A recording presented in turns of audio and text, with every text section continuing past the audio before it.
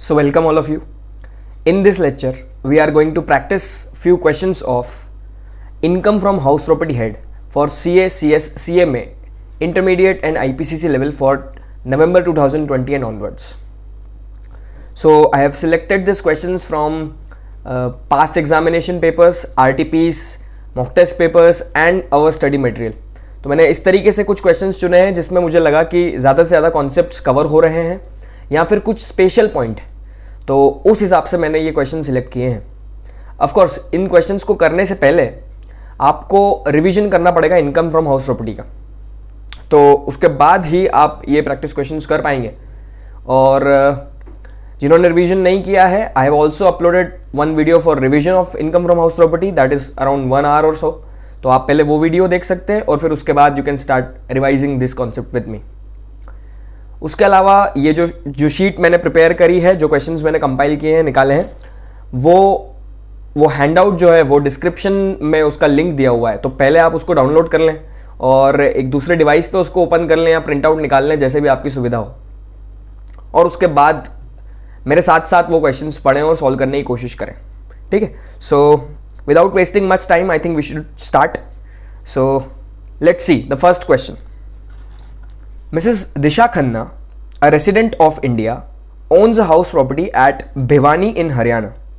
The municipal value of the property is 7,50,000. Fair rent of the property is 6,30,000 and standard rent is 7,20,000 per annum. हमको बताया है कि एक assessee है Mrs दिशा खन्ना, जो कि इंडिया के रेसिडेंट हैं और हाउस प्रॉपर्टी जिनकी हरियाणा में. अब उस हाउस प्रॉपर्टी की म्यूनिसिपल वैल्यू दी हुई है 7,50,000, फेयर रेंट दिया है 6,30,000 एंड स्टैंडर्ड रेंट दिया है 7,20,000 पर एनम. उसके बाद हमको दिया है कि property was let out for 75,000 per month for the period April 2019 to December 2019. Thereafter, the tenant vacated the property and Mrs. Disha Khanna used the house for self-occupation. Self occupation के लिए use किया है tenant के vacate करने के बाद. Rent for the months of November and December could not be realised from the tenant. The tenancy was bona fide but the defaulting tenant was in occupation of another property of the SSC paying rent regularly. She paid municipal taxes at 12% during the year and paid interest of 35,000 during the year for amount borrowed towards the repairs of the house property. You are required to compute her income from house property for the assessment year 2021. देखो, सबसे पहले हमको क्या दिया है, हमको कुछ detail दी है कि म्यूनिसिपल वैल्यू जो है वो है 7,50,000, फेयर रेंट जो है वो है 6,30,000 और स्टैंडर्ड रेंट जो है वो है 7,20,000. ऑफकोर्स ये हमको क्यों दिया है, एक्सपेक्टेड रेंट कैलकुलेट करने के लिए हमको ये दिया है. उसके अलावा हमको डिटेल दी है कि एक्चुअल रेंट, मतलब हम रेंट कितना कलेक्ट कर रहे थे, 75,000 per month. 75,000 per month. Period अप्रैल से लेके दिसंबर तक, मतलब कि 9 मंथ्स तक वो प्रॉपर्टी रेंट पे थी, जिसका हम रेंट 75,000 पर मंथ कलेक्ट कर रहे थे. Thereafter the tenant vacated the property and Mrs. Disha Khanna used the house for self occupation. तो ये कौन सी टाइप की प्रॉपर्टी होगी? 9 मंथ्स तो रेंट पे दी थी, लेट आउट थी, और बचे हुए 3 मंथ्स मतलब जनवरी से लेके मार्च 3 मंथ्स जो प्रॉपर्टी थी वो सेल्फ ऑक्यूपाइड थी. ठीक है. तो ये किस कैटेगरी में जाएगा? लेट आउट कैटेगरी में ऐसी प्रॉपर्टी जिसका part of the year is late out and part of the year is self occupied. उसके बाद हमको दिया है कि नवंबर और दिसंबर का रेंट जो है वो रियलाइज नहीं हो सका, मतलब कि 2 महीने इंटू 75,000 इतना रेंट हमको रियलाइज नहीं हो सका. लेकिन साथ में ये भी दिया है कि टेनेंसी तो भले ही बोनाफाइड थी, लेकिन जो टेनेंट है वो हमारी ही किसी और प्रॉपर्टी में, मतलब मिसेस दिशा खन्ना की किसी और प्रॉपर्टी में रह रहा है, मतलब उसको वहां से खाली नहीं करवाया है. उसके बाद दिया है म्युनिसिपल टैक्सेस 12% पे किए गए हैं और इंटरेस्ट ऑन लोन है रिपेयर्स के लिए 35,000 आई गेस, हाँ ₹35,000. हमको क्या करना है, income from house property compute करनी है. आई होप ये क्वेश्चन सबने पढ़ लिया होगा.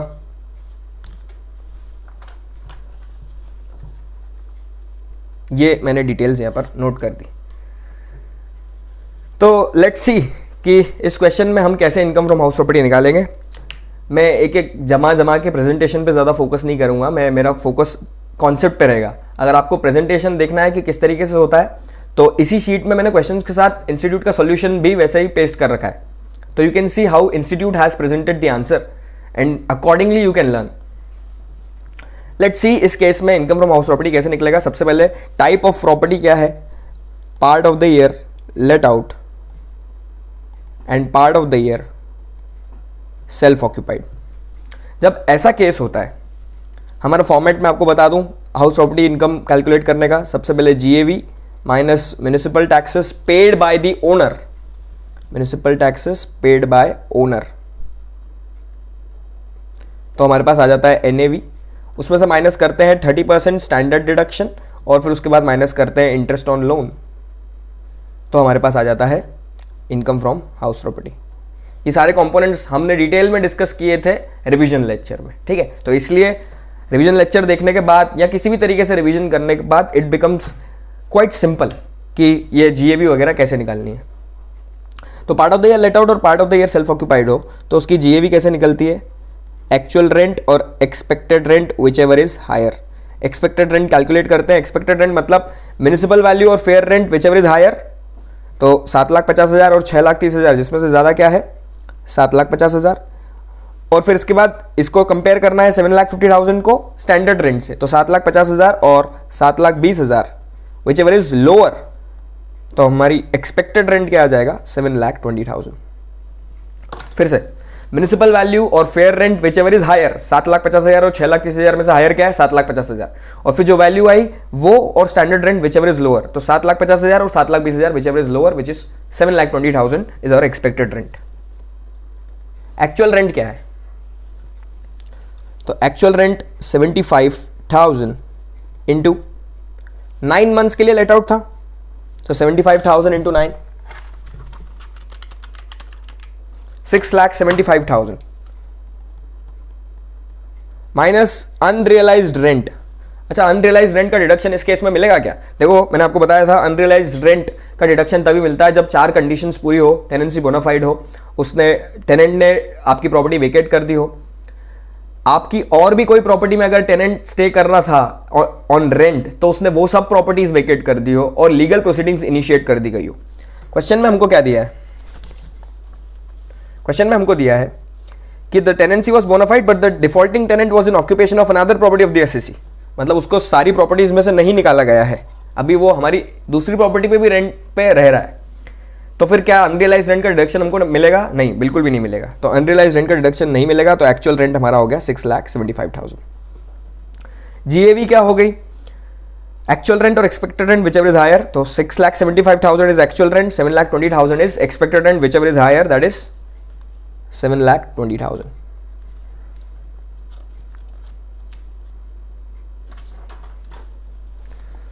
So gross annual value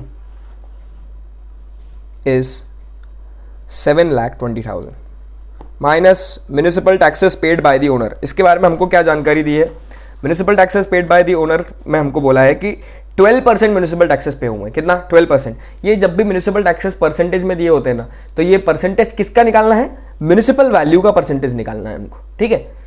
so municipal taxes are calculated on municipal value, तो म्युनिसिपल वैल्यू कितनी है 7,50,000, 7,50,000 का हमको निकालना है 12%,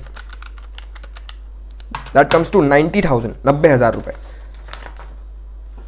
तो म्युनिसिपल टैक्सेस हम लेस कर देंगे 90,000 rupees which are paid by the owner, क्योंकि हमको दिया है कि Disha Khanna paid municipal taxes, जब साफ साफ दिया है कि उन्होंने पे किया है तो हम इसमें माइनस कर देंगे, तो हमारे पास आ जाएगा नेट एनुअल वैल्यू, तो 7,20,000 माइनस 90,000 कम्स टू 6,30,000। इसमें से हम डिडक्शन देंगे standard deduction 30%, 30% of what, 30% of NAV, तो standard deduction 30% of NAV comes to 1,89,000, 1,89,000। उसके बाद हम डिडक्शन देंगे इंटरेस्ट ऑन लोन का। इंटरेस्ट ऑन लोन के बारे में क्या डिटेल दी है हमको, इंटरेस्ट ऑन लोन 35,000 है बट रिपेयर्स का, तो रिपेयर्स की तो लिमिट 30,000 होती है ना, 35,000 थोड़ी मिलेगा, नहीं पूरा मिलेगा, क्योंकि प्रॉपर्टी क्या है, लेट आउट प्रॉपर्टी। जो भी लिमिट्स दी गई है 30,000 या 2 लाख, वो तो सेल्फ ऑक्यूपाइड प्रॉपर्टी में होती है। Let out, deemed let out में कोई भी लिमिट नहीं होती है, इसलिए उन्होंने कंफ्यूज करने के लिए रिपेयर्स लिख दिया, ताकि आपको ध्यान आ जाए कि रिपेयर्स के लिए तो 30,000 लिमिट होती है, but let out, deemed let out में कोई लिमिट नहीं है। तो पूरा 35,000 हम इसमें से माइनस करेंगे, ये हमारा आ जाएगा income from house property. Let's calculate कितना अमाउंट आया, 4,06,000 रुपए हमारी इनकम फ्रॉम हाउस प्रॉपर्टी आ गई। ठीक है, ऐसा ही similar question RTP, latest RTP जो है, जो मई अटेम्प्ट के लिए आई थी आरटीपी, उसमें सिमिलर क्वेश्चन है, बस उसमें एक चेंज उन्होंने कर दिया। जैसे यहां पे बोला है कि टेनेंट दूसरी प्रॉपर्टी ऑक्यूपाई करके रखा हुआ है, उसमें ये कंडीशन चेंज कर दी और बोला है कि जो ओनर है उसने लीगल प्रोसीडिंग्स इनिशिएट नहीं करी है। ठीक है, तो वहां पे भी अनरियलाइज्ड रेंट का डिडक्शन आपको नहीं मिलता है। Let's have a look at the solution. देखें, सबसे पहले इन्होंने यही किया, ग्रॉस एनुअल वैल्यू निकाली। ग्रॉस एनुअल वैल्यू के लिए expected rent for the whole year and actual rent for the let out period. तो एक्सपेक्टेड रेंट निकाला, हायर ऑफ म्युनिसिपल वैल्यू और fair rent but restricted to standard rent, तो 7,20,000। फिर actual rent निकाला 75,000 into 9। Unrealised rent is not deductible, क्योंकि वो जो tenant है, defaulting tenant, he is in occupation of another property of the SSG. ठीक है, इसलिए एक कंडीशन पूरी नहीं हुई, इसलिए अनरियलाइज्ड रेंट का डिडक्शन नहीं मिला, तो 6,75,000 इज द एक्चुअल रेंट। दोनों में से जो हायर आया वो हमारी जीएवी हो गई। उसमें से म्युनिसिपल टैक्सेस माइनस करें 90,000, तो नेट एनुअल वैल्यू हो गई। डिडक्शन दिया 189 का, क्योंकि स्टैंडर्ड डिडक्शन देते हैं 30%, और उसके बाद interest on loan fully allowed, क्योंकि लेट आउट प्रॉपर्टी का है। हमारा भी यही आंसर आया 4,06,000। ठीक है, so this was the first question. आसान क्वेश्चन था, बट इसमें एक तो रिपेयर्स वाला पॉइंट जिसमें आप कंफ्यूज हो सकते हैं, और एक अनरियलाइज्ड रेंट वाला पॉइंट था। ठीक है, so this was the first question. Let's move to the next question.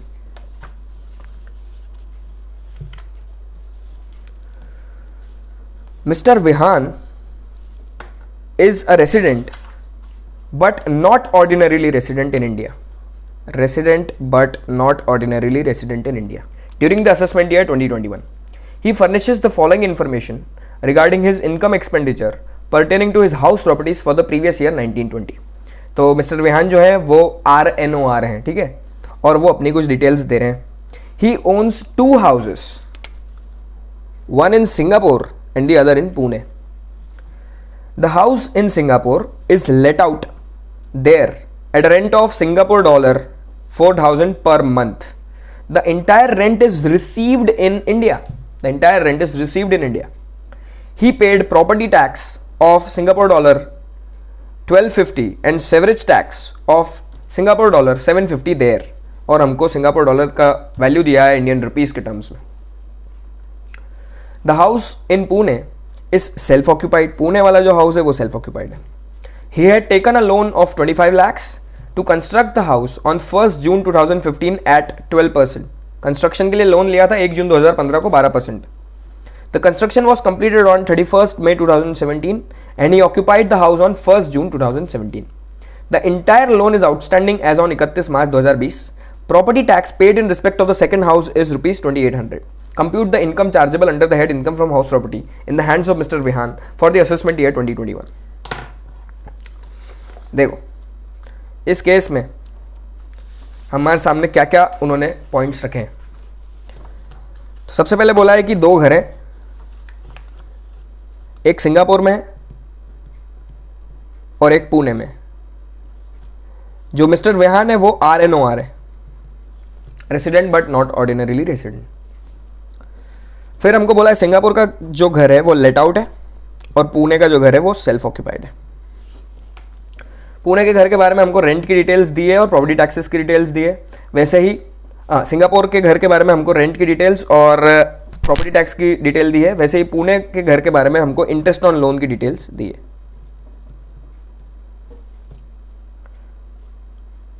और प्रॉपर्टी टैक्सेस की भी डिटेल्स हमको दी है। अब हमको इनकम फ्रॉम हाउस प्रॉपर्टी निकालना है।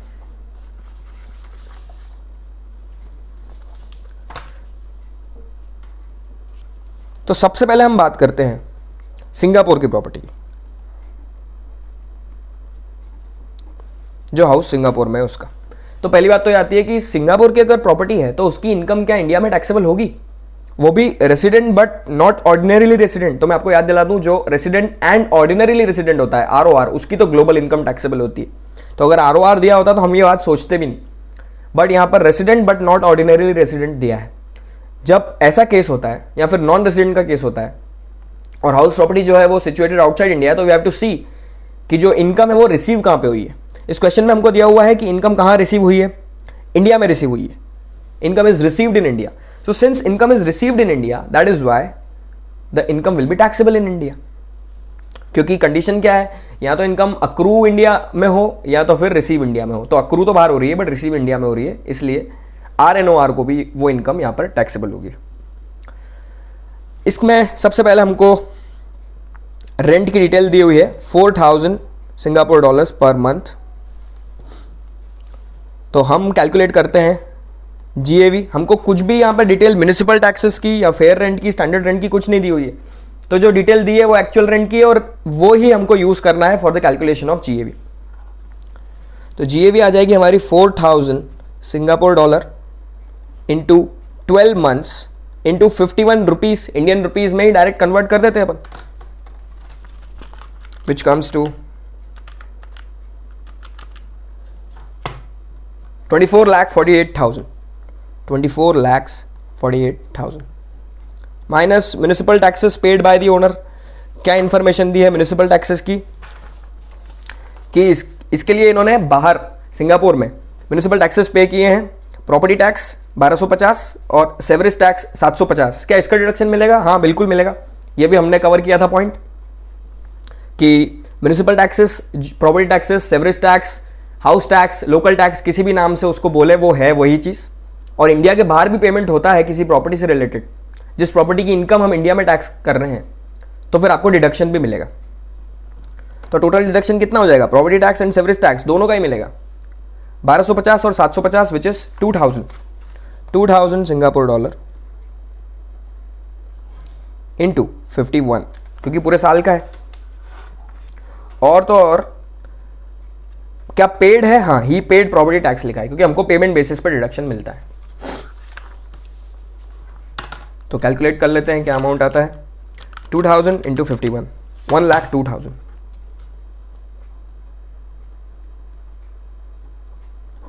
तो हमारे पास नेट एनुअल वैल्यू आ जाएगी 23,46,000। इसमें से हम स्टैंडर्ड डिडक्शन 30% माइनस कर देते हैं, 7,03,800। और इंटरेस्ट ऑन लोन देख लेते हैं, कुछ है क्या इंटरेस्ट ऑन लोन? सिंगापुर वाले हाउस में कोई भी इंटरेस्ट ऑन लोन नहीं है, केवल पुणे वाले हाउस में ही है। तो इस हाउस से हमारी इनकम हो जाएगी 16,42,200, 16,42,200। I hope this is clear. Singapore house का हमने कैलकुलेशन कर लिया है। Next, the house in Pune. ये सेल्फ ऑक्यूपाइड है। सेल्फ ऑक्यूपाइड की GAV क्या होती है? नील। हमको चॉइस रहती है कि कोई सी भी दो सेल्फ ऑक्यूपाइड प्रॉपर्टीज की वैल्यू हम नील ले लें, ठीक है। पिछली वाली तो सिंगापुर वाली तो लेट आउट थी, तो हमारे पास कोई चॉइस ही नहीं था। तो हमारे पास जो एक्चुअल रेंट था और हमारे पास डेटा भी सिर्फ एक्चुअल रेंट का ही था, एक्सपेक्टेड रेंट का डेटा भी नहीं था, तो हमने जो एक्चुअल रेंट है उसी को हमारी GAV मान लिया। पुणे तो सेल्फ ऑक्यूपाइड प्रॉपर्टी है और किसी दो सेल्फ ऑक्यूपाइड प्रॉपर्टीज की वैल्यू आप नील ले सकते हो। तो GAV कितनी हो जाएगी? नील माइनस म्यूनिसिपल टैक्सेस। क्या म्यूनिसिपल टैक्सेस का डिडक्शन मिलता है इस टाइप की प्रॉपर्टी में जिसकी GAV हम नील ले रहे हो? नहीं, म्यूनिसिपल टैक्सेस का डिडक्शन आपको नहीं मिलता है जब आप सेल्फ ऑक्यूपाइड प्रॉपर्टी की बात कर रहे हैं जिसकी GAV हम नील ले रहे हैं। सो म्यूनिसिपल टैक्सेस नील। NAV कितनी आ जाएगी? 0 माइनस स्टैंडर्ड डिडक्शन 0 का 30%, 0। लास्ट कंपोनेंट बचा इंटरेस्ट ऑन लोन का। Let's see interest on loan के बारे में हमको क्या बोला है।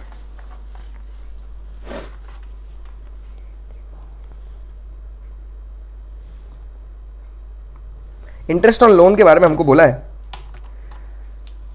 कि 25 लाख का लोन लिया था 1 जून 2015 को एट 12% पर एनम, और कंस्ट्रक्शन कंप्लीट हुआ 31 मई 2017 को। तो जो प्री कंस्ट्रक्शन पीरियड का इंटरेस्ट है उसकी बात आ गई यहाँ पे, जो हमको इंस्टॉलमेंट में मिलता है 1/5 इन 5 इंस्टॉलमेंट्स। ठीक है, तो सबसे पहले देखना पड़ेगा प्री कंस्ट्रक्शन पीरियड कौन सा है। प्री कंस्ट्रक्शन पीरियड है 1 जून 15 से लेके, और कंस्ट्रक्शन कंप्लीट कब हुआ है 31 मई 2017। तो इस साल तो कंस्ट्रक्शन कंप्लीट हो गया, तो इस साल का इंटरेस्ट तो आपको पूरा अलग होएगा इससे पहले वाले सालों का, मतलब 31 मार्च तक का। ठीक है, सो 31 मार्च 17 तक का। ठीक है, 31 मई 2017 तक मत ले लेना, ये गलती मत कर देना कि 1 जून 15 से 31 मई 17 का प्री कंस्ट्रक्शन पीरियड है। जिस साल कंप्लीट हो गई प्रॉपर्टी वो तो पूरा पोस्ट कंस्ट्रक्शन ही होता है, जिस साल कंप्लीट हुई उसके पहले वाले सालों का जो होता है वो प्री कंस्ट्रक्शन होता है, इसलिए हम 31 मार्च तक ही देखते हैं। ठीक है, तो ये प्री कंस्ट्रक्शन का इंटरेस्ट हो गया। और पोस्ट कंस्ट्रक्शन का क्या हुआ, इस साल का इंटरेस्ट। अभी तक कुछ भी प्रिंसिपल रिपेमेंट नहीं हुआ है, तो पूरा 25 लाख पे 12% which comes to 3 lakhs। This is post construction इस साल का।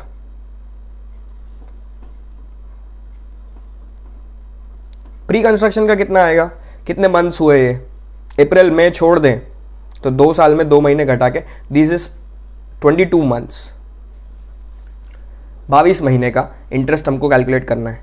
तो 25 लाख का लोन 12% 22 महीने, लेट्स सी कितना अमाउंट आता है। 5,50,000 का प्री कंस्ट्रक्शन पीरियड का इंटरेस्ट है, जो कि आपको 1/5 फॉर 5 ईयर्स मिलता है। तो 5 इंस्टॉलमेंट निकाल लेंगे इसकी, तो 1,10,000 आएगी।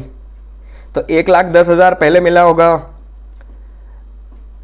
17-18 में, क्योंकि 31 मई 17 को आपकी प्रॉपर्टी कंप्लीट हुई, तो वहां से 5 ईयर्स तक मिलता है। तो 17-18 में मिला होगा 1,10,000, 18-19 में 1,10,000, 19-20 में जो अब हमारा प्रीवियस ईयर चल रहा है उसमें भी कितना मिल जाएगा 1,10,000। ये प्री कंस्ट्रक्शन का। और इस साल का जो है वो तो है ही, जो कि है 3 lakhs विच कम्स टू 4,10,000। क्या पूरा डिडक्शन मिल जाएगा 4,10,000 का? नहीं, पूरा डिडक्शन नहीं मिलेगा। सेल्फ ऑक्यूपाइड प्रॉपर्टी है, लिमिट्स लग जाएगी 30,000 और 2 लाख। इस क्वेश्चन में हमको बोला है कि जो लोन था वो कंस्ट्रक्शन के लिए था। लोन जो था वो 1 अप्रैल 1999 के बाद लिया गया, और साथ ही साथ ये भी बोला है कि लोन लेने से कंस्ट्रक्शन 5 साल के अंदर अंदर कंप्लीट हो गया। ठीक है, ये देखिए लोन कब लिया, 1 जून को 2015 को, और उसके 22 महीने के अंदर, इनफैक्ट 2 साल में 31 मई 17 को कंस्ट्रक्शन कंप्लीट हो गया। तो हमारी तीनों कंडीशन पूरी हो गई कि लोन कंस्ट्रक्शन का है, 1 अप्रैल 1999 के बाद का है, और तीसरी बात कि 5 साल के अंदर उसका कंस्ट्रक्शन कंप्लीट हो गया है। तो 2 लाख की हमारी लिमिट हो जाएगी। तो ऑल्दो 4,10,000 का इंटरेस्ट है, बट हमको कितना अलाउ होगा, रिस्ट्रिक्टेड टू 2 lakhs। तो हमारे इनकम फ्रॉम हाउस प्रॉपर्टी क्या लॉस आ गया 2 lakhs का। पूरी इनकम क्या हो गई हाउस प्रॉपर्टी में, 16,42,200 हमारा आया था सिंगापुर वाली प्रॉपर्टी का, और 2 लाख का लॉस आ गया हमारा पुणे वाली प्रॉपर्टी का। तो इनकम फ्रॉम हाउस प्रॉपर्टी हमारी हो जाएगी 14,42,200। I hope this is clear. Let's see institute ने क्या किया है। सबसे पहले सिंगापुर डॉलर, सिंगापुर की प्रॉपर्टी को कन्वर्ट किया, इंडियन रुपीज़ में सिंगापुर डॉलर्स को कन्वर्ट किया। तो जो हमने किया है सेम 16,42,200 आंसर आया। फिर पुणे की हाउस प्रॉपर्टी जो कि सेल्फ ऑक्यूपाइड है उसका कैलकुलेशन किया, और 2 lakhs का हमको इंटरेस्ट का डिडक्शन मिला, तो 2 lakhs का लॉस आया, और फिर दोनों को नेट कर दिया तो 14,42,200 का हमारा profit income from house property आया। साथ ही क्या इंपॉर्टेंट चीजें लिखी है, in the absence of information related to municipal value, fair rent and standard rent, the rent receivable has been taken as the GAV। Both property tax and sewerage tax qualify for deduction from gross annual value, जो हम कर ही चुके discuss. फिर हमको बताया है एक note में कि क्योंकि वो resident but not ordinary resident है, हमको देखना पड़ेगा कि इनकम रिसीव कहाँ हुई है, और इनकम इंडिया में रिसीव हुई है, इसलिए टैक्सेबल इन इंडिया है। और फिर इंटरेस्ट का कैलकुलेशन कैसे हुआ है वो हमको बताया है कि करंट ईयर का तो 25 लाख इंटू 12% जो हमने किया, और फिर प्री कंस्ट्रक्शन पीरियड का क्या करा है उन्होंने 25 लाख इंटू 12% इंटू 22 मंथ्स, तो 5,50,000 आया, जिसको 5 से डिवाइड किया क्योंकि 5 इक्वल इंस्टॉलमेंट्स में मिलता है, तो 1,10,000, तो 3 लाख प्लस 1,10,000 4,10,000, और उसमें से आपको अलाउ कितना होता है, केवल 2 lakh. So this was question number 2।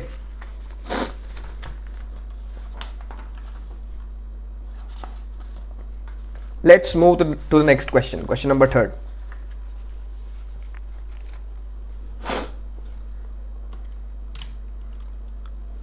Mrs. Mitul owns a residential house. Ground floor of the house is self-occupied by her, while first floor has been rented out since 1st October 2019. Rental income from the house property is 78,000. The reconstruction करवाया है. Reconstruction of the house was started on 1st April 19 and completed on 30th September 2019. The monthly rent is rupees 10,000. The tenant also pays 3,000 per month as power backup charges. She took a housing loan of rupees 12 lakhs on 1st April 2019. Reconstruction करवाया ना, उसके लिए loan लिया था. Interest on housing loan for the period 1st April 19 to 30th September 2019 was rupees 60,000, and for the period 1st October 19 to 31st March 2020 was rupees 40,000. During the year, she also paid municipal taxes for financial year 18-19 rupees 5,000 and financial year 19-20 rupees 5,000. देखिए इस question में क्या क्या points हैं. सबसे पहले बोला है कि मिसेस मितुल के पास एक रेसिडेंशियल हाउस है, ग्राउंड फ्लोर पे वो खुद रहते हैं, और फर्स्ट फ्लोर जो है उन्होंने रेंट पे दिया है. कब से? 1 अक्टूबर 2019 से. ठीक है, इस साल के 1 अक्टूबर से, मतलब कि अक्टूबर, नवंबर, दिसंबर, जनवरी, फरवरी, मार्च, केवल 6 महीने ही रेंट पे दिया है. Rental income from the house property is 78,000. हमको रेंटल इनकम दी है 78,000. The reconstruction of the house was started. अब बोला है कि रिकंस्ट्रक्शन करवाया था हाउस को 1 अप्रैल 2019 को रिकंस्ट्रक्शन स्टार्ट हुआ था. मतलब क्या करा, घर तोड़वा के वापस बनवाया अपने तरीके से, उनको जैसा चाहिए था, और 6 महीने लगे इसमें. 1 अप्रैल 2019 को चालू करके 30 सितंबर 2019 को इन्होंने रिकंस्ट्रक्शन खत्म किया, और फिर 1 अक्टूबर से रेंट पे दे दिया फर्स्ट फ्लोर, और ग्राउंड फ्लोर पे खुद रहने लगे. मंथली रेंट 10,000 है, तो अभी तो ऊपर बोला 78,000. मंथली रेंट 10,000, तो 10,000 इंटू 6 तो 60,000 ही होता है. तो 78,000 ऊपर क्यों लिखा है, देखते हैं आगे. The tenant also pays 3,000 per month as power backup charges. अच्छा, 3,000 पावर बैकअप चार्जेस के भी लेते हैं. 3,000 इंटू 6 18,000. एक सर्विस दे रहे हैं उनको पावर बैकअप की, हम उसके लिए 18,000 ले रहे हैं.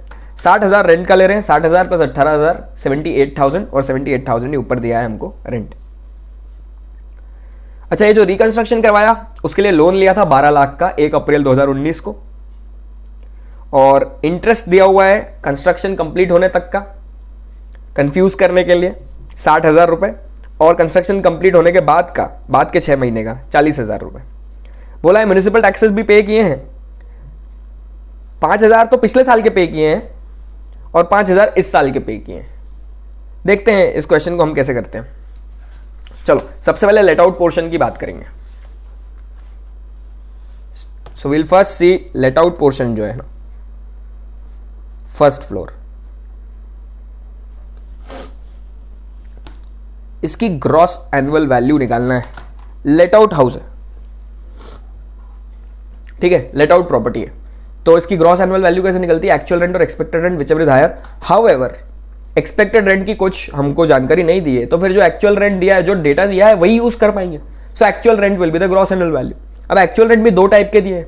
एक तो बोला है 10,000 पर मंथ, मतलब 60,000, और फिर बोला है पावर बैकअप चार्जेस भी लेते हैं हम 3,000 पर मंथ से, तो 18,000, वो तो टोटल तो 78,000 है. तो हम 60,000 ले कि 78,000 ले, तो मैं आपको याद दिला दूं कंपोजिट रेंट का कॉन्सेप्ट. जब हम पैसे लेते हैं हाउस प्रॉपर्टी के लिए प्लस अदर सर्विसेज के लिए, house property plus other services like power backup, lift, security etcetera, तो फिर हम स्प्लिट करते हैं. ठीक है, हाउस प्रॉपर्टी का हाउस प्रॉपर्टी हेड में जाता है, और बाकी का जो है जो सर्विसेज के लिए वो अदर सोर्सेज या पीजीबीपी एज द केस में भी उसमें जाता है। तो हाउस प्रॉपर्टी हेड में क्या जाएगा, सिर्फ जो हाउस प्रॉपर्टी का रेंट है विच इज 10,000 पर मंथ, तो 10,000 पर मंथ और 6 महीने के लिए रेंट पे दिया हुआ है, क्योंकि 30 सितंबर को तो कंस्ट्रक्शन रिकंस्ट्रक्शन कंप्लीट हुआ है, तो 1 अक्टूबर से 31 मार्च 6 मंथ्स, तो 60,000 हमारी जीएवी आ गई। इसमें से क्या म्युनिसिपल टैक्सेस का डिडक्शन मिलेगा? हाँ, लेट आउट में से तो म्युनिसिपल टैक्सेस का डिडक्शन मिलता है। अच्छा, ये अलग क्यों कर रहे हैं हम? प्रॉपर्टी तो एक ही है, बट हम लेट आउट अलग कर रहे हैं, सेल्फ ऑक्यूपाइड अलग, क्योंकि जब ऐसा होता है portion late out and a portion self occupied, तो फिर हम दोनों को सेपरेट यूनिट ट्रीट करते हैं, इसलिए हम अलग अलग कैलकुलेशन कर रहे हैं, पहले फर्स्ट फ्लोर का फिर ग्राउंड फ्लोर का सेल्फ ऑक्यूपाइड वाले का। तो अभी लेट आउट पोर्शन देख रहे हैं, म्युनिसिपल टैक्सेस का डिडक्शन हाँ मिलता है, बट हाँ म्युनिसिपल टैक्सेस तो पूरी प्रॉपर्टी के मतलब ग्राउंड फ्लोर फर्स्ट फ्लोर सब मिला के पे हुआ होगा, तो उसको हमको बाइफरकेट करना पड़ेगा कि लेट आउट पोर्शन का इतना है और सेल्फ ऑक्यूपाइड का इतना है। और तो और हमको ये भी दिया है कि 5,000 पिछले साल का और 5,000 इस साल का। हमको इससे कोई मतलब नहीं है कि कौन से साल का पे हुआ है, हमको इस बात से मतलब है कि हमने हमारे साल में कितना पे किया, चाहे 50 साल का पे कर दिया हो, ठीक है। सो पूरा का पूरा डिडक्शन 18, 19 और 19, 20 इट डजंट मैटर। इस साल तो पूरा पेमेंट हुआ है 5,000 पिछले साल का, 5,000 इस साल का, तो 10,000 का पूरा डिडक्शन आता है। बट 10,000 तो पूरी प्रॉपर्टी का है, फर्स्ट फ्लोर का तो सिर्फ आधा ही होगा उसका। सो 10,000 डिवाइड बाई 2 5,000, तो नेट एनुअल वैल्यू हमारे पास आ जाएगी 55,000। इसमें से हम स्टैंडर्ड डिडक्शन देंगे eight 30%, which comes to 16,500।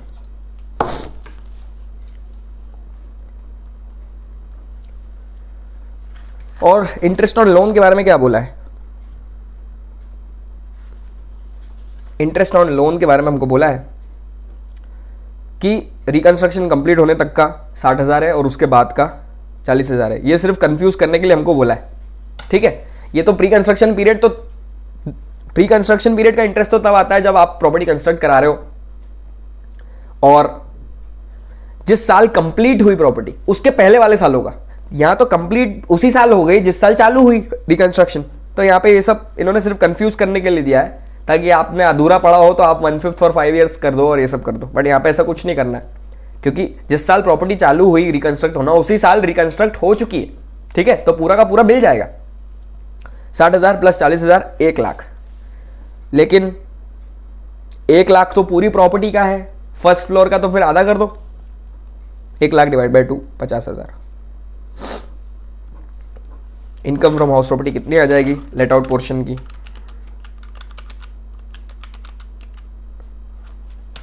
11,500 loss, ठीक है, income from house property. Next हम बात करते हैं सेल्फ ऑक्यूपाइड पोर्शन की, जो कि ग्राउंड फ्लोर है। सेल्फ ऑक्यूपाइड पोर्शन में क्या होता है? क्रॉस एनुअल वैल्यू नील, म्युनिसिपल टैक्सेस का डिडक्शन नहीं मिलेगा, एनएवी नील, स्टैंडर्ड डिडक्शन भी जीरो हो जाएगा।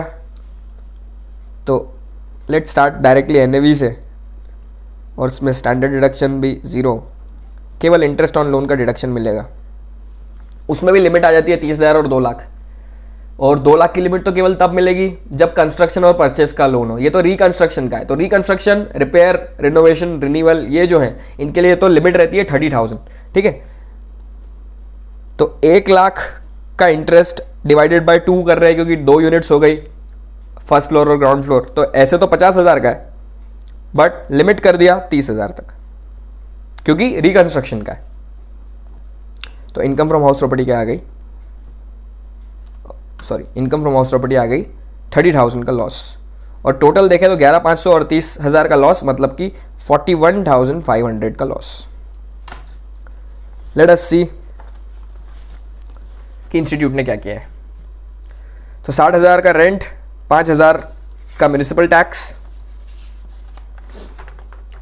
नेट एनुअल वैल्यू आ गई 55,000, उसमें से 16,500 का स्टैंडर्ड डिडक्शन और 50,000 का इंटरेस्ट ऑन हाउसिंग लोन, तो 11,500 का लॉस। और फिर same goes with self occupied portion में एनुअल वैल्यू तो नील, डिडक्शन में 50,000 आता है वैसे तो, बट रेस्ट्रिक्टेड टू 30,000 क्योंकि रिकंस्ट्रक्शन का है, तो total loss 41,500। This was the fourth question, this was the third question. Now will move to the fourth question.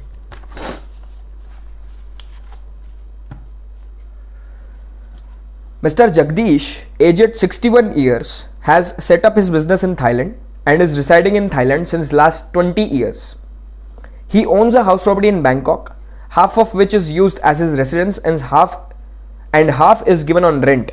Such rent received converted in Indian rupees is rupees 6 lakhs. तो क्या बोला है कि mister Jagdish जिनकी 61 years as है, उन्होंने business setup किया है थाईलैंड में और वो वहीं रह रहे हैं पिछले 20 साल से थाईलैंड में रह रहे हैं. बैंकॉक में उनकी हाउस प्रॉपर्टी है जिसमें से आधी वो रेसिडेंस के लिए यूज करते हैं और आधी रेंट पे दी हुई है. रेंट रिसीव होता है 6 lakh Indian rupees. Annual value दी हुई है उस हाउस की हमको 50 लाख इंडियन रुपीस में.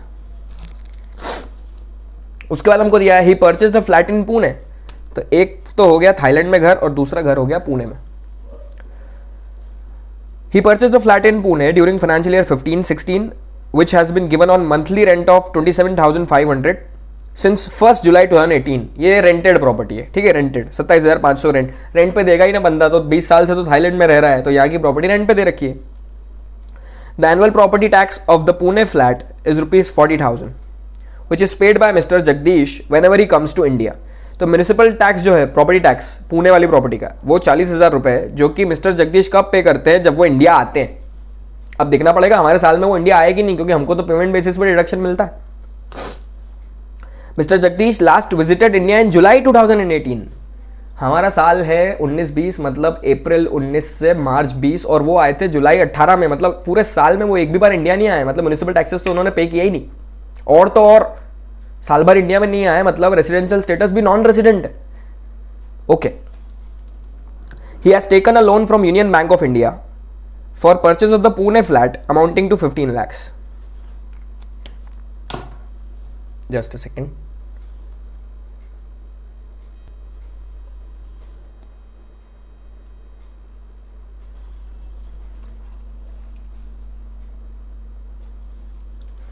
He has taken a loan from Union Bank of India for purchase of the flat amounting to rupees 15 lakhs.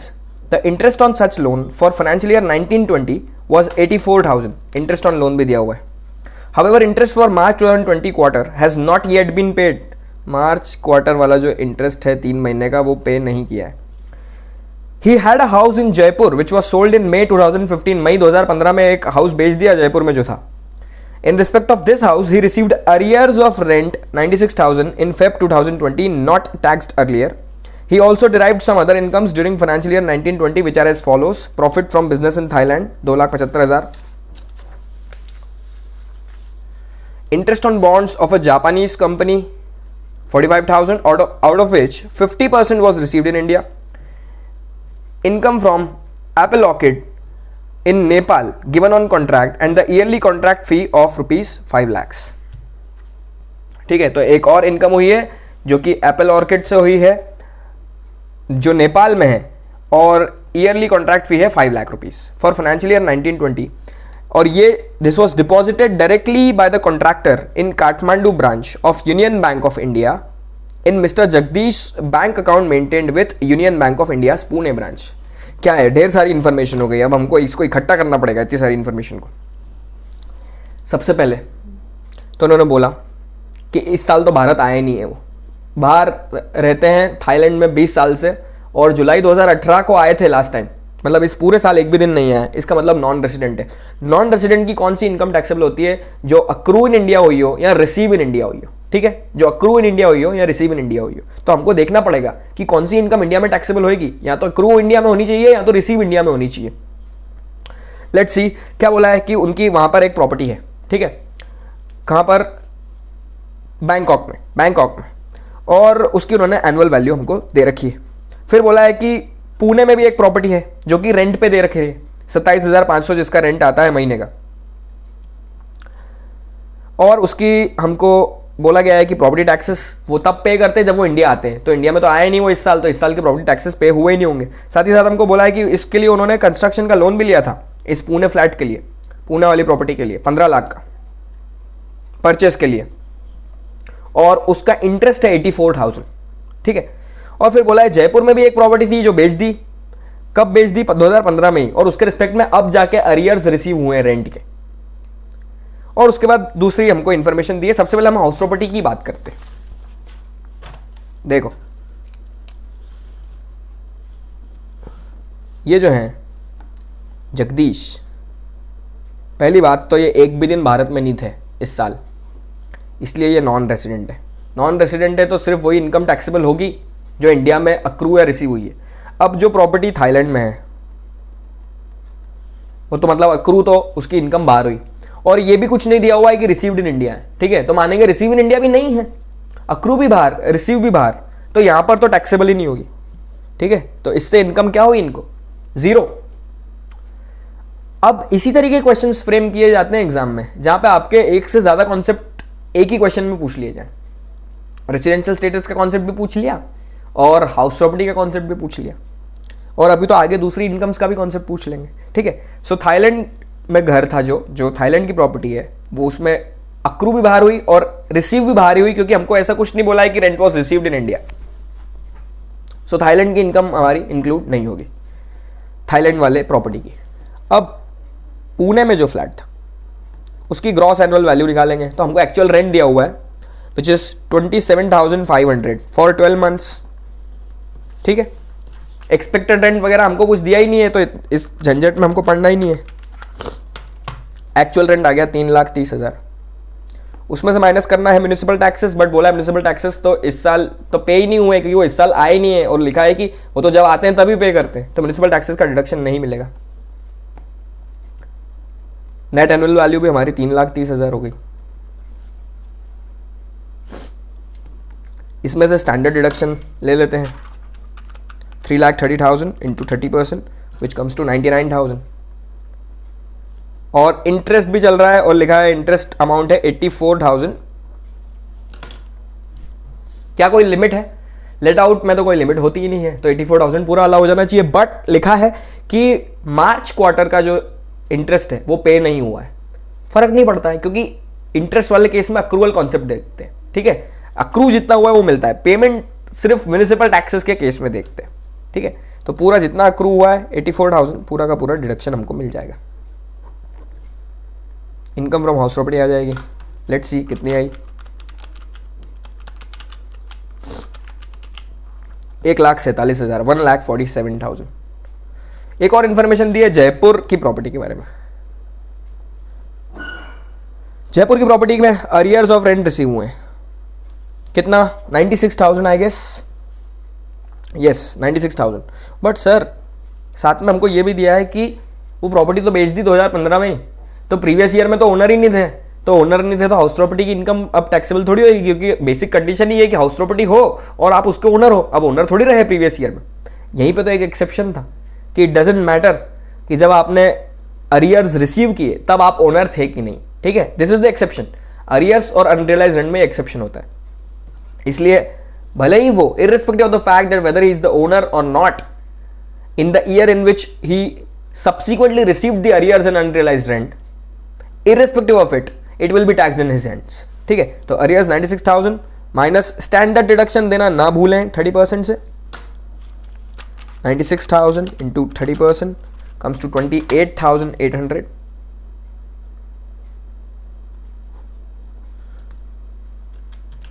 Income आ जाएगी 67,200, तो 1,47,000 और 67,200,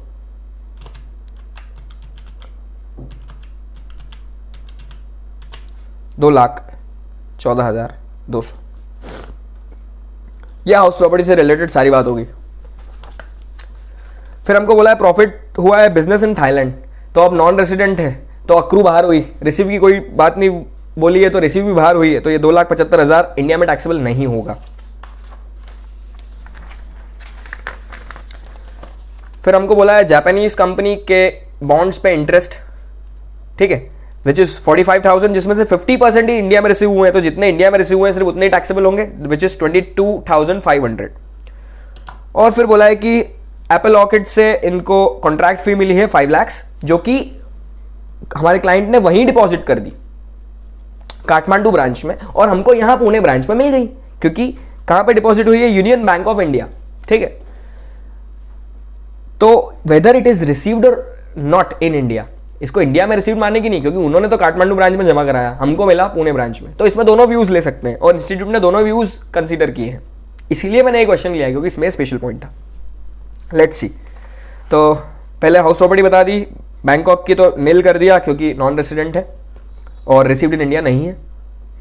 फिर पुणे फ्लैट में हमने जो कैलकुलेट किया था 2,14,000, इनफैक्ट 3,30,000 में से डिडक्शन दे के 1,47,000 और अरियर्स ऑफ रेंट की भी टैक्सेबिलिटी करके और 2,14,200। पीजीबीपी की जो इनकम थी थाईलैंड में है तो फिर यहाँ पर टैक्सेबल नहीं है। बॉन्ड्स का इंटरेस्ट 50% टैक्सेबल और एप्पल ऑर्किड का रिसीव्ड इन इंडिया मान के पहले इन्होंने 5 लाख रुपीस लिया है और फिर नीचे नोट भी दिया है कि ऐसा भी मान सकते हैं कि रिसीव्ड इन इंडिया नहीं है, रिसीव्ड इन काठमांडू है, रिसीव्ड इन नेपाल है, और फिर आप उसको यहाँ से हटा सकते हैं। ठीक है, सो ये नोट आप ध्यान से पढ़ लीजिएगा।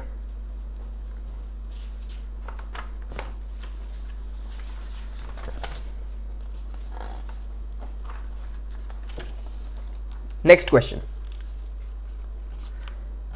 ये एक बड़े क्वेश्चन का एक छोटा सा पार्ट था जो मैंने यहां पे निकाल लिया। Rent received from house property in Delhi 5 lakhs, interest on loan taken for purchase of about property, loan was taken from a friend से लोन लिया है, चलेगा, कोई फर्क नहीं पड़ता, किसी से भी लोन लो, बैंक से नहीं भी लिया तो भी चल जाएगा। कंस्ट्रक्शन के लिए लिया था, ये परचेज के लिए लिया था, 7,50,000 इसका इंटरेस्ट है। जयपुर में प्रॉपर्टी, उससे रेंट मिलता है 3,20,000।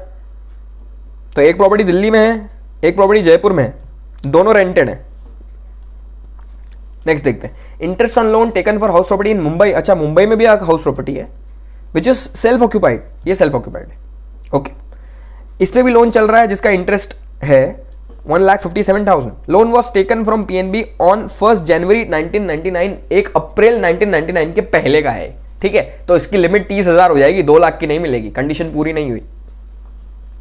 फिर बोला है interest on loan taken for repair of house properties situated in Mumbai and Delhi. अच्छा, दिल्ली वाली जो रेंटेड थी और मुंबई वाली जो सेल्फ ऑक्यूपाइड थी, उसके लिए रिपेयर के लिए जॉइंट लोन लिया है, दोनों प्रॉपर्टी के लिए। Loan was taken on 1 April 18 and was utilised in 50-50 ratio. ठीक है, आधा दिल्ली के घर को रिपेयर करवाया आधे पैसे से और आधे पैसे से मुंबई के घर को, for house property situated in Mumbai and Delhi respectively. Compute the income from house property. 3 properties है, एक एक करके हम देखते हैं। सबसे पहले दिल्ली वाली जो हाउस प्रॉपर्टी है उसकी जीएवी क्या हो गई, रेंट दिया है, लेट आउट प्रॉपर्टी है, एलओ, तो रेंट दिया है हमको 5 लाख, वही हमारी जीएवी हो जाएगी। म्युनिसिपल टैक्सेस की कोई जानकारी नहीं है तो यही हमारी एनएवी भी हो जाएगी। इसमें से स्टैंडर्ड डिडक्शन देंगे 30%, 5 लाख का 30%, 1.5 लाख।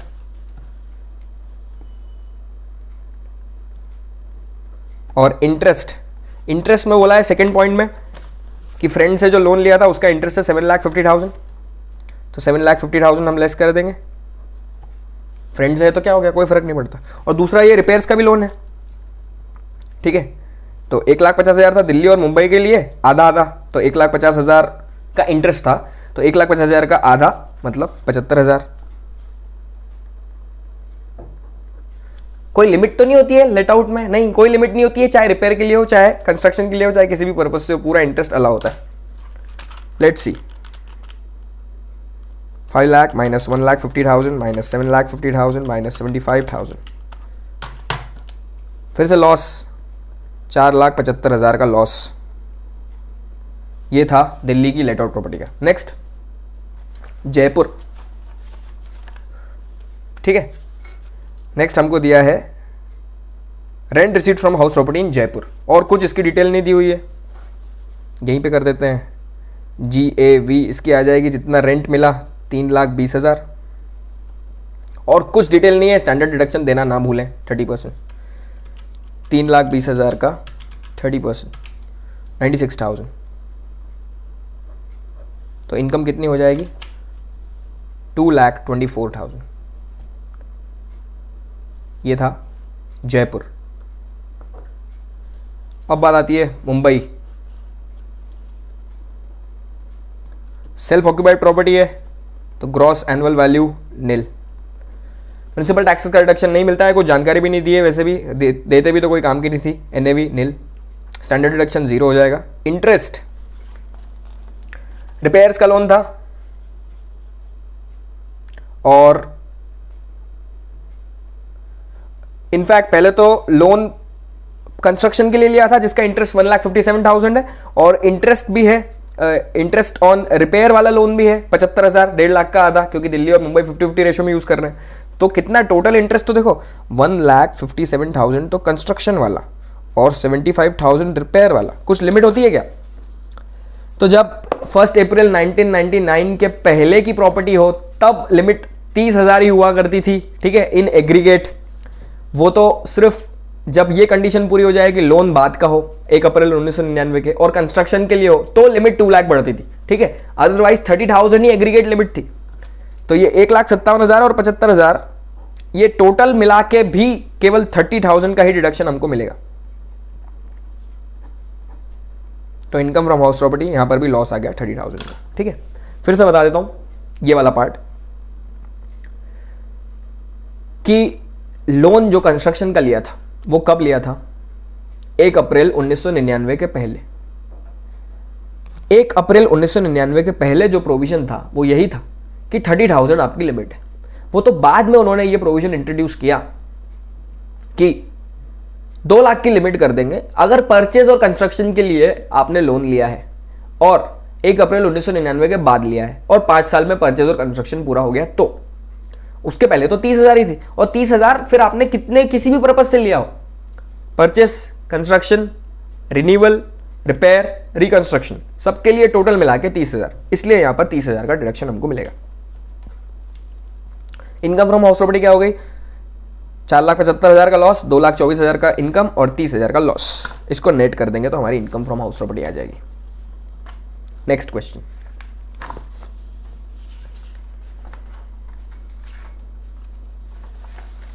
एक लास्ट क्वेश्चन देख लेते हैं। 7th और 8th क्वेश्चन तो जो है वो इंस्टीट्यूट के स्टडी मटेरियल में है, और टाइम की वजह से कि ज़्यादा लंबा लेक्चर ना हो, क्योंकि थोड़ा सा मोनोटोनस हो जाता है और फिर मज़ा नहीं आता है, इसलिए मैं सोच रहा था कि लेट्स फिनिश इट, ये क्वेश्चन करके इसको कंप्लीट कर देते हैं। और 7th और 8th क्वेश्चन आप खुद ट्राई कीजिएगा जो कि इंस्टीट्यूट के मटेरियल में से ही है, और कुछ डाउट आए तो वो आप मुझसे टेलीग्राम पे पूछ सकते हैं, या फिर अगर कोई दिक्कत आई तो मैं एक और वीडियो अलग से बना दूंगा। Let's read. Mister Madhavan is a finance manager in Star Private Limited. He gets a salary of 30,000 per month. 30,000 per month की उनको सैलरी मिलती है। He owns 2 houses, one of which has been let out to his employer. एक तो let out कर दिया employer को, मतलब स्टार प्राइवेट लिमिटेड को, ये house 1, and which is in turn provided to him as rent free accommodation. मतलब Star Private limited को रेंट पे दिया और वही रेंट वाला मकान जो उनको रेंट पे दिया वही आपको मिल गया एज रेंट फ्री अकोमोडेशन, ठीक है, आपको ही दे दिया वो उन्होंने। फिर से बताता हूं, क्या नाम है? माधवन। माधवन के पास 2 घर हैं। एक घर उसने अपने एम्प्लॉयर को रेंट पे दिया और एम्प्लॉयर ने वही घर उसको दे दिया एज रेंट फ्री अकोमोडेशन, मतलब इसका कुछ लगा नहीं और इसको रेंट मिलता रहेगा, ठीक है। Following details are furnished, annual details are furnished in respect of 2 house properties for the financial year 1920। एक तो स्टार लिमिटेड को लेट आउट किया है और दूसरा भी लेट आउट है मिस पूजा को। इसके हमको fair rent, actual rent, municipal valuation दिया है, म्युनिसिपल टैक्सेस पेड दिया है। रिपेयर का खर्चा अलग से अलाउ होता है क्या? नहीं होता है, कोई काम का नहीं। इंश्योरेंस प्रीमियम अलग से अलाउ होता है क्या खर्चा? नहीं होता है। कुछ और रेंट दिया है आपने, ग्राउंड रेंट दिया है क्या, वो अलग से आपको डिडक्शन मिलता है क्या? नहीं मिलता है। इन सब के बदले ही तो हमको स्टैंडर्ड डिडक्शन मिलता है 30% का। तो ये तीनों हमारे लिए इररेलेवेंट हो गए। नेचर ऑफ ऑक्यूपेशन हमने देख लिया, और क्या डिटेल दी है हमको?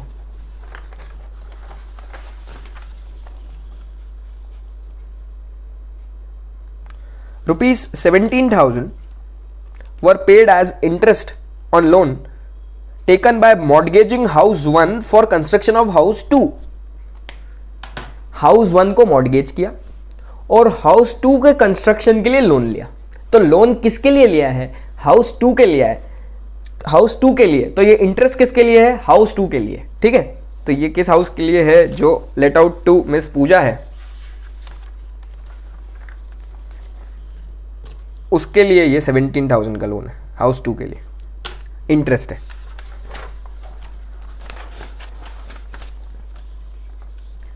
During the previous year 1920, Mr. Madhavan purchased a rural agricultural land for rupees 2,50,000. SDV stamp duty value कितनी थी? 3 लाख, और परचेस कितने में करी? 2.5 लाख में, मतलब विदाउट एडिक्वेट कंसिडरेशन। देखते हैं इसका क्या होता है। Determine the taxable income of mister Madhavan for the assessment year 2021, all working should form part of the answer. हम हाउस प्रॉपर्टी सबसे पहले डिस्कस कर लेते हैं, क्योंकि हमारा आज का मेन उद्देश्य तो हाउस प्रॉपर्टी के क्वेश्चंस करने का ही है।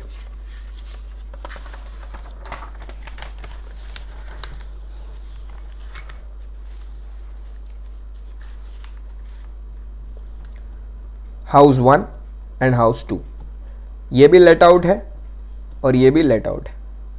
ये तो स्टार को है और ये मिस पूजा को है। फेयर रेंट दिया है, म्युनिसिपल वैल्यूएशन दिया है। फेयर रेंट क्या है? इसका 75,000 और म्युनिसिपल वैल्यूएशन है 74,000। एक्सपेक्टेड रेंट कैसे निकालते हैं? फेयर रेंट और municipal value whichever is higher but restricted to standard rent. Standard rent नहीं दिया है तो इग्नोर, इन दोनों में से हायर देख लो तो वो एक्सपेक्टेड रेंट आ जाएगा 75,000। इधर फेयर रेंट दिया है 1,95,000 और 1,90,000 म्युनिसिपल वैल्यूएशन, तो एक्सपेक्टेड रेंट आ जाएगा विचएवर इज हायर, क्योंकि स्टैंडर्ड रेंट नहीं दिया है तो 1,95,000। एक्चुअल रेंट कितना दिया है? 65,000, 2,85,000। तो जीएवी क्या आ गई? एक्सपेक्टेड रेंट और actual rent whichever is higher. इस केस में 75,000 और इस केस में 2,85,000। इसमें से म्युनिसिपल टैक्सेस माइनस करो, 15,000 नहीं, कितना है? 18,000 और 70,000, तो हमारे पास एनएवी आ जाएगी। कितना आया एनएवी? 75,000 माइनस 18,000, 57,000, और यहाँ पर शायद 2,15,000। इसमें से स्टैंडर्ड डिडक्शन दे दो 30%, 57,000 into 30%, 17,100, 2,15,000 into 30%, 64,500। Interest on loan, house 1 को मॉर्गेज करके हाउस 2 पे लोन लिया है, तो हाउस 2 का इंटरेस्ट है, हाउस 1 का नहीं है, ठीक है। कंस्ट्रक्शन किस पर्पस से लिया था? कंस्ट्रक्शन के लिए था। किस हाउस के लिए लोन लिया है? हाउस 2 के लिए है, तो उसको मिलेगा डिडक्शन। कितना था? 17,000। हाँ, ये हमारे पास आ जाएगी इनकम फ्रॉम हाउस प्रॉपर्टी। 39,900,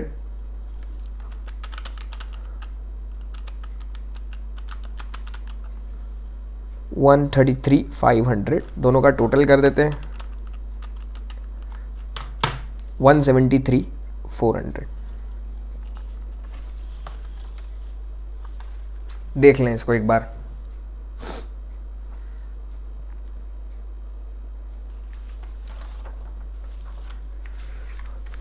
उसके बाद हमको क्या बोला है? सैलरी मिलती है, बेसिक सैलरी 30,000 पर मंथ। तो अब ये तो सैलरी हेड में जाएगी, 30,000 इंटू 12, 3,60,000। और रेंट फ्री अकोमोडेशन भी मिल रहा है, ठीक है। जो हमने घर उनको दिया था लेट आउट, वो उन्होंने हमको रेंट फ्री अकोमोडेशन के रूप में दे दिया, तो वो भी एक परक्विजिट है जिसका वैल्यूएशन कैसे होता है कि अगर एम्प्लॉयर ने, शॉर्ट में बता रहा हूँ क्योंकि this will cover in salary head, कि अगर एम्प्लॉयर ने आपको रेंट फ्री अकोमोडेशन जो प्रोवाइड किया है वो एम्प्लॉयर ने भी रेंट पे ले रखा हो, क्या इस केस में लिया है? हाँ, हमसे ही लिया है। तो फिर इस परक्विजिट की वैल्यूएशन क्या होती है? Actual rent paid by the employer और 15% of the salary, 15% of the salary. तो 3,60,000 का 15% और एक्चुअल रेंट कितना है? शायद 65,000, विच एवर इज लोअर। तो 54,000 और 65,000 विच एवर इज लोअर, 54,000 आ जाएगा। ये हमारे पास आ जाएगा 4,14,000। इसमें से हम स्टैंडर्ड डिडक्शन 50,000 देंगे सैलरी हेड में, 50,000 का स्टैंडर्ड डिडक्शन देना होता है ग्रॉस सैलरी में से, तो नेट सैलरी हमारे पास आ जाएगी आई थिंक 3,64,000 और 74,000।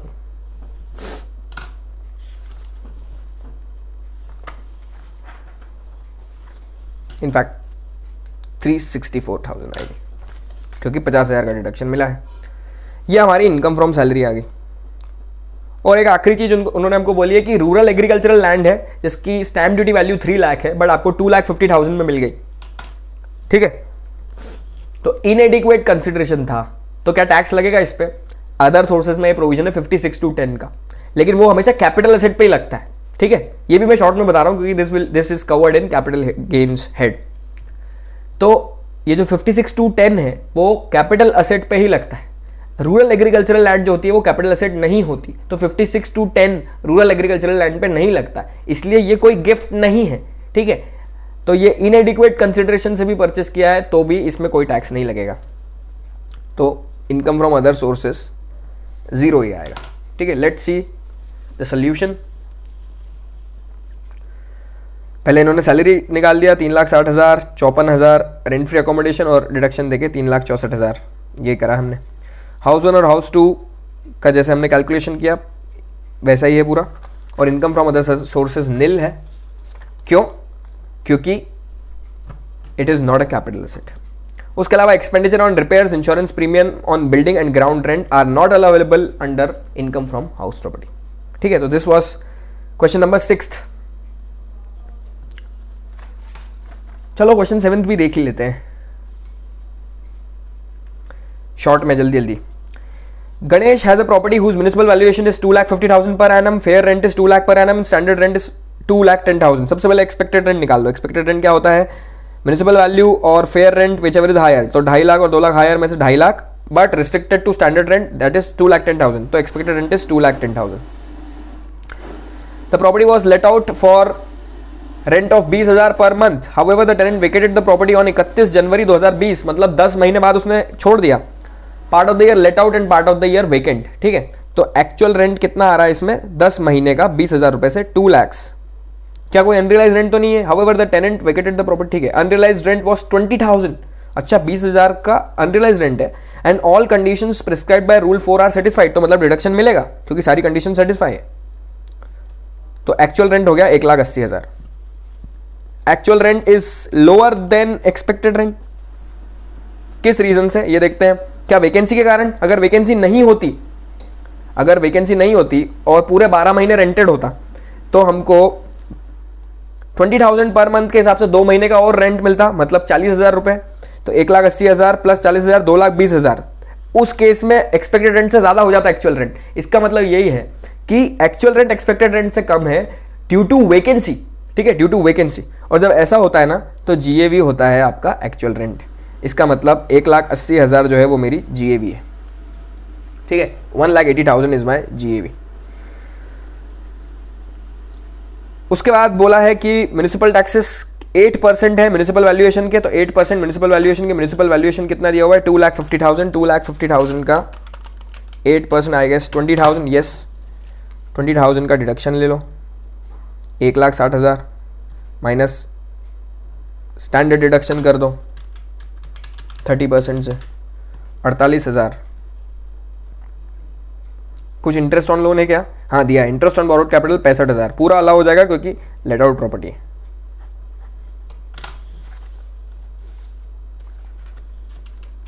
तो 1,60,000 माइनस 48,000 माइनस 65,000, 47,000, ठीक है। तो ये 7 क्वेश्चन हो गए, एक लास्ट क्वेश्चन बचा है, क्या करें, इसको भी कर दें? चलो कर लेते हैं इसको भी। 2 ब्रदर्स अरुण एंड बिमल, ये भी मॉड्यूल का क्वेश्चन नंबर 5 है एक्सरसाइज का, और बहुत ही अच्छा क्वेश्चन है। 2 brothers Arun and Bimal are co owners of house property, co owners of house property with equal share, equal share. The property was constructed during the financial year 1998-1999, मतलब 1 अप्रैल 1999 के पहले की प्रॉपर्टी है, तो अगर कोई लोन चल रहा होगा तो वो भी पहले का होगा, और उस केस में सेल्फ ऑक्यूपाइड में लिमिट आ जाती है 30,000 rupees. Okay, the property consist of 8 identical units and is situated at Kochi. वो प्रॉपर्टी के 8 हिस्से हैं, एक जितने, ठीक है, identical. During the financial year 1920 each co-owner occupied 1 unit for residence and the balance of 6 units were let out at a rent of 12,000 per month per unit। तो 8 हिस्से हैं ना, 4 हिस्से अरुण के, 4 हिस्से बिमल के। एक एक हिस्से में वो खुद रह रहे हैं और बाकी के 3-3 मतलब टोटल 6 हिस्से रेंट पे। 12,000 per month per unit. The municipal value of the house property is 9 lakh. Municipal taxes 20% of municipal value which were paid during the year. Very good. The other expenses are repairs दिया हुआ है, expense जो कि हमारे कोई काम का नहीं है, नहीं मिलता है, अलाउ नहीं होता है। इंश्योरेंस प्रीमियम हमारे काम का नहीं है, इसलिए तो स्टैंडर्ड डिडक्शन देते हैं, ये सारे खर्चे हमको अलग से नहीं देने, क्योंकि इंटरेस्ट पेबल ऑन लोन, हाँ ये काम का है ना। For construction of house 3 lakh rupees construction के लिए। One of the let out units remain vacant. 6 units है ना जो लेट आउट करी है, 2 तो सेल्फ ऑक्यूपाइड है, एक अरुण की सेल्फ ऑक्यूपाइड, एक बिमल की, बाकी बची हुई 6 जो है वो लेट आउट है। उसमें से एक जो है ना वो वेकेंट थी for 4 months during the year, 4 महीने के लिए एक यूनिट वेकेंट थी। Arun could not occupy his unit for 6 months. Arun की जो एक यूनिट में वो खुद रह रहा था उसको 6 महीने के लिए वो ऑक्यूपाई नहीं कर पाया, क्योंकि वो चेन्नई में ट्रांसफर हो गया था और चेन्नई में उसका कोई घर नहीं है। तो ये अनऑक्यूपाइड प्रॉपर्टी का कॉन्सेप्ट है, ठीक है, सेल्फ ऑक्यूपाइड जैसे ट्रीट होता है अनऑक्यूपाइड।